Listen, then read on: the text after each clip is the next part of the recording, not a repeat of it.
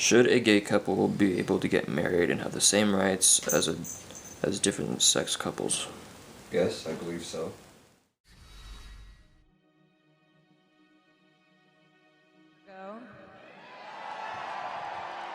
I'm 31. I'm gay. Actually, I'm not, but that doesn't actually matter. My point is, I would like, in the world, the same boring response that I get from, "Hi, I'm a Virgo." I would like, "Hi, I'm gay," to elicit the same kind of response. Or, yeah, like, "Okay, great. Nice to meet you." What are your opinions of people who think that homosexuality is a mental condition?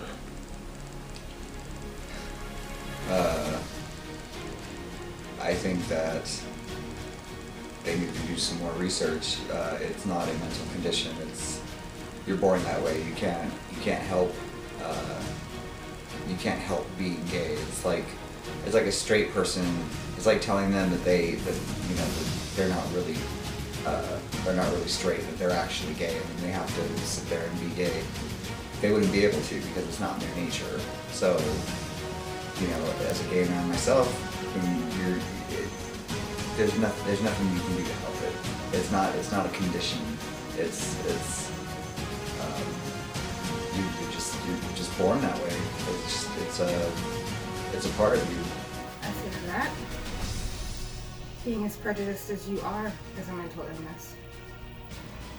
There are people who have said that I'm being brave for being openly supportive of gay marriage, gay adoption, basically, of gay rights, but with all due respect, I humbly dissent. I'm not being brave, I'm being a decent human being.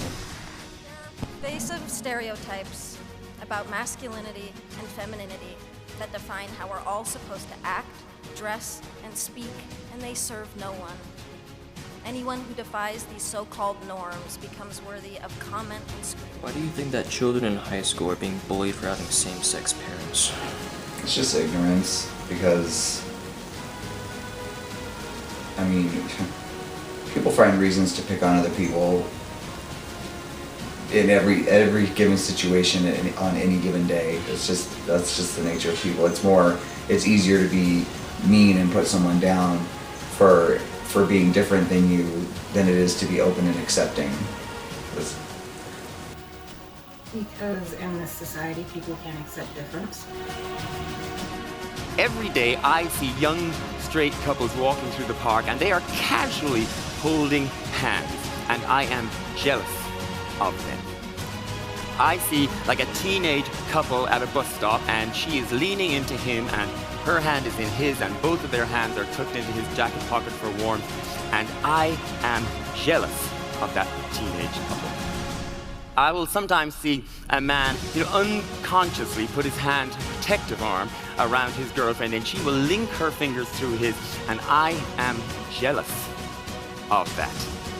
We live in this sort of homophobic world, and you might think that a small little thing like holding hands in public, well, it's just a small thing.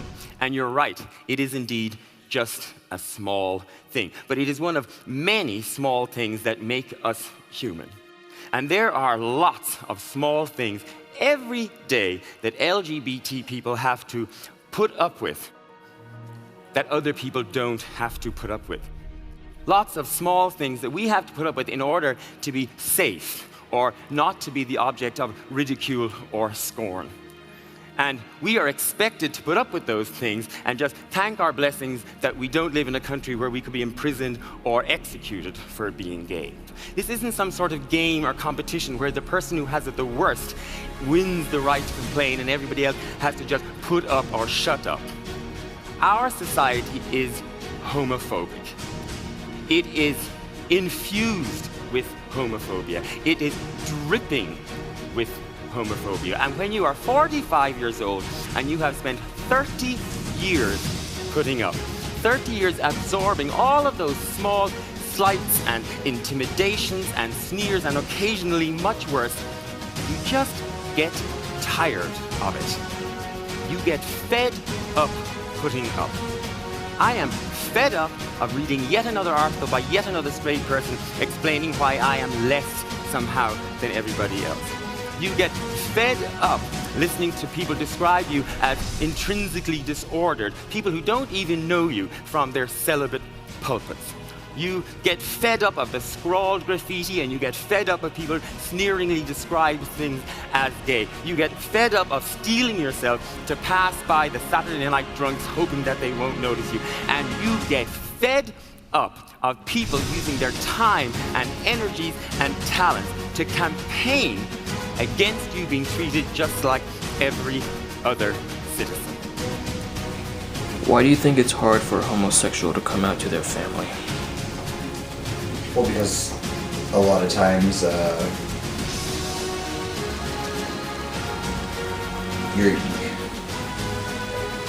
when you're coming out, you're admitting that you're different than the rest of your family, or the peers that you have in your family. It's you're scared of disappointments. You're scared of how people are going to react, what their ignorance level is. There's a lot of things that go into coming out. There's a lot of thought processes, and fear is the hugest one. The fear of not being accepted the way you want to be, or to be looked at differently than you used to be. Being a student at the University of Iowa, the topic of same-sex marriage comes up quite frequently in classroom discussions. And the question always comes down to, well, can gays even raise kids? And the question, the conversation gets quiet for a moment, because most people don't really have an answer. And then I raise my hand and say, actually, I was raised by a gay couple, and I'm doing pretty well. I'm not really so different from any of your children. My family really isn't so different from yours. After all, your family doesn't derive its sense of worth from being told by the state, you're married, congratulations.